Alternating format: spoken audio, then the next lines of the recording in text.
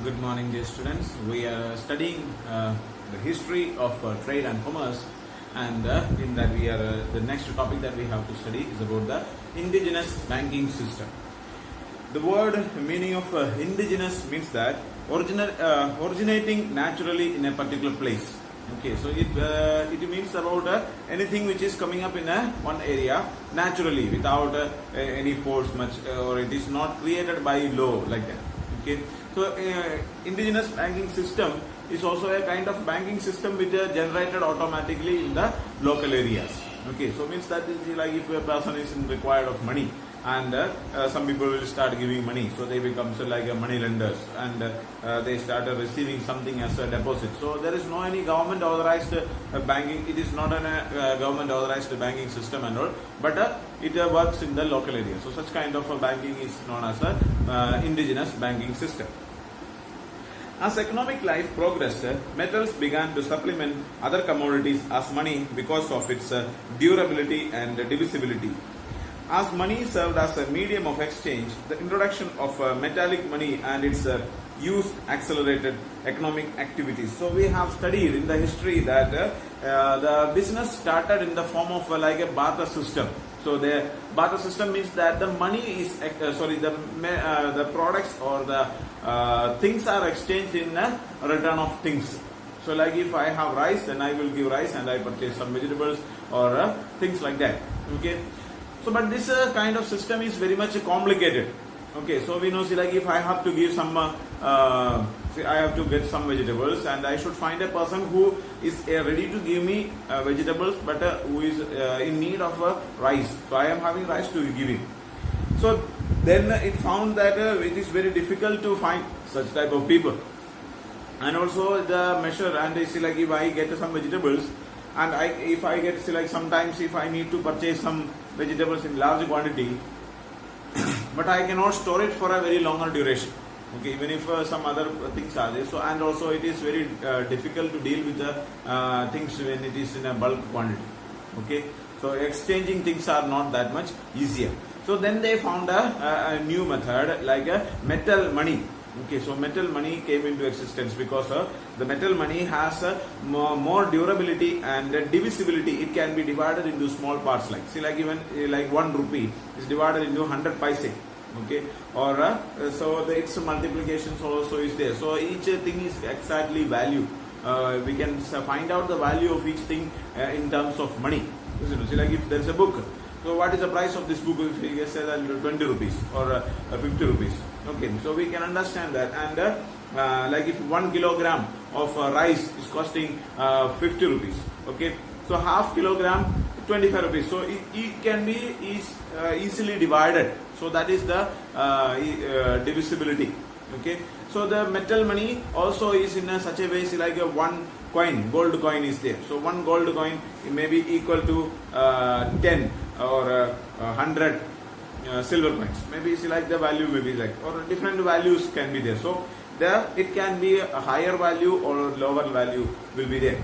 Okay, so it can be divided into, see, like a 1 coin of gold coin nowadays. See, like if you can say that 1 gram coin is available, and 10 grams together, one bigger coin available, and maybe see, like 50 grams or 100 grams together as a biscuit, it is available. So such kind of systems are there. Earlier that much system may not be there, but they have a system called like metal money is there, and metal can be divided into smaller quantity also. So this was possible, and we can exchange. It becomes easier for the exchange. That's why, you know, see, like if I have a rice and like 5 coin is the value of this 1 kilogram of rice.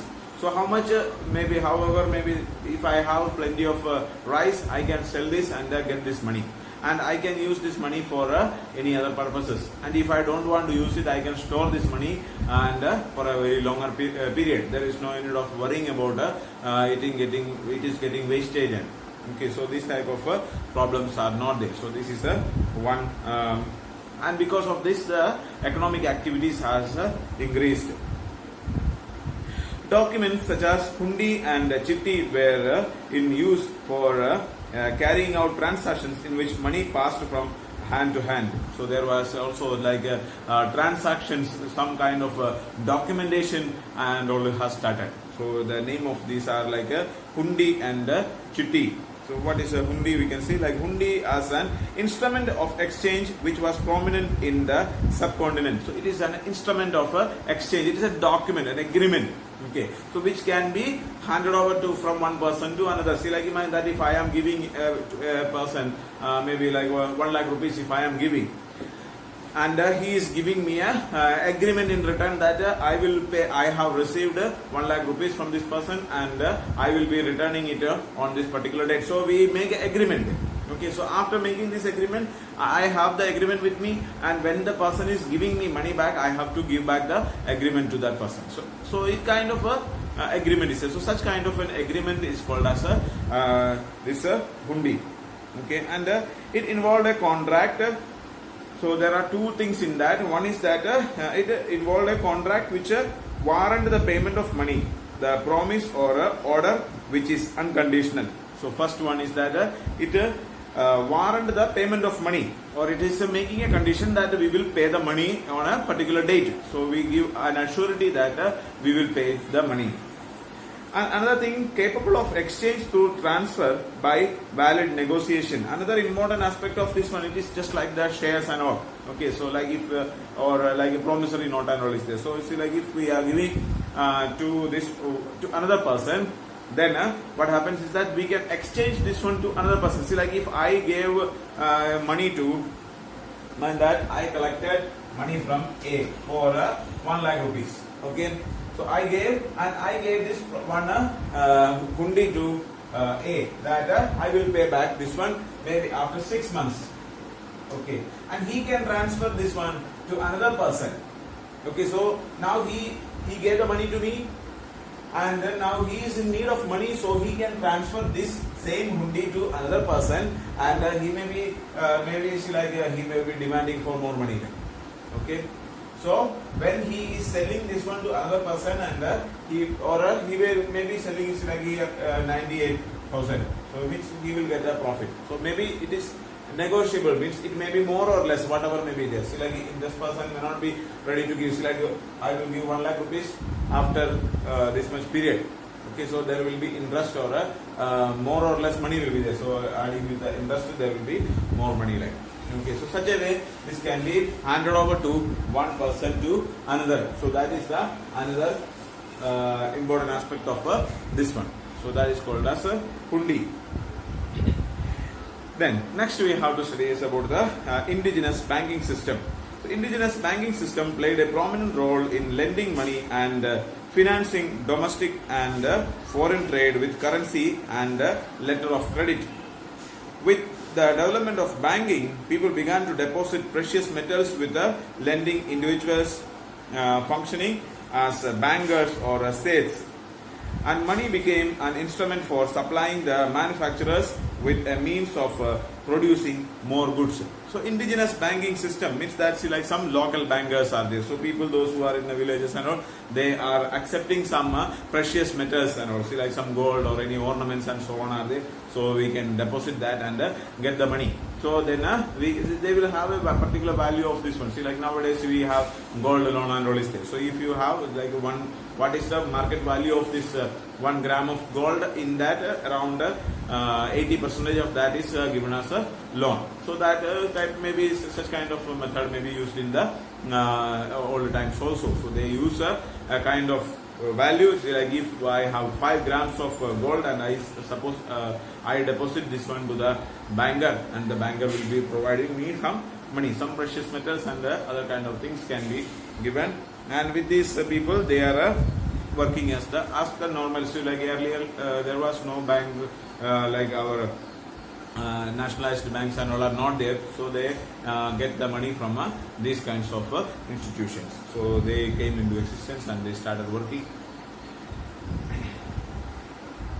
Agriculture and domestication of animals were important components of the economic life of ancient people. Due to the favorable climate conditions, they were able to raise 2 or sometimes 3 crops in a year. In addition to this, by restoring the weaving cotton, dyeing fabrics, making clay pots, utensils and handicrafts, sculpting, cottage industries, masonry, manufacturing, transports, they were etc. They were able to generate surplus and savings for future further investment. So agriculture and domestication of animals. So these two were the main important work that they were doing.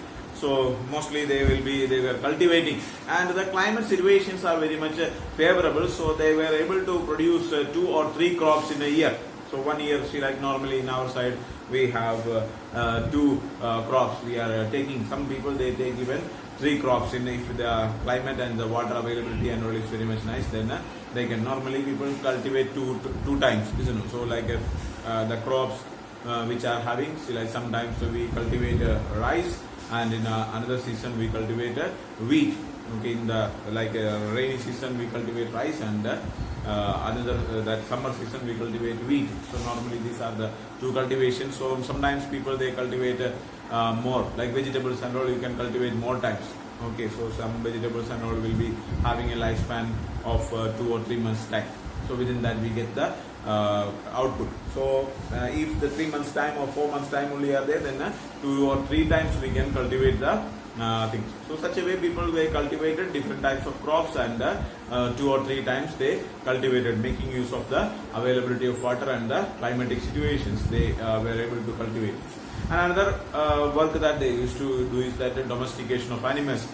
Okay, animals, are they growing animals like cows or buffaloes or these sheep. Okay, all these type of things they used to do, and make businesses or activities like that. And other type of activities that they do is that weaving of cotton, dyeing fabrics, making clay pots, utensils and handicrafts, sculpting, cottage industries, masonry, manufacturing and transports. So these type of activities also were there. So like industrial type of activities are there. So they started like a second stage. Primary industry we will study about that. So like a primary industries or primary way of like that is means like we are cultivating things. That is a primary way or a primary cultivation. And from that cultivated things are there. Then we use to make use of these things and make some products. That is secondary industries. Okay. So we have to study about this one in the future in our class. After the second part of this book, we have this chapter we have to study about that. And these are the different type of activities that they used to do, and they used to make a surplus profit. Okay, more profit than they are required. So like surplus means that how much is required or expenses are there. Like imagine that if we are manufacturing some things, so we need to invest some money for that, and we need for our life also, for our daily life we need some money. So even more money is able to be made. So surplus money has been made, and that they were able to use for the investment. Further investment can be made. Workshops or karkhana were prominent where skilled artisans worked and converted raw materials into finished goods, which were high in demand. Finally, family-based apprenticeship system was in practice and duly followed in acquiring trade-specific skills. The artisans, craftsmen and skilled laborers of different kinds learned and developed skills and knowledge which were passed on from one generation to another. So there was like some kind of workshops are there, some industries like. So workshops also they started, and people started learning things. So skilled laborers can be there. So like they stay in their like Gurukul system, like they are there. So they come and be with the master, and they learn the things. So family based apprenticeship means that it's like Gurukul system, like in the family they are coming and staying, and they learn about the things. Or say like if the father is there, so father will be teaching to the children, sons, and they will hand over the duty. So they hand over. See, like if the father is like a carpenter, so the father will teach the methods, or the child is already watching how the father is making these things and all, and he will continue the job. So such a way this will continue from generation to generation. So such kind of works were there.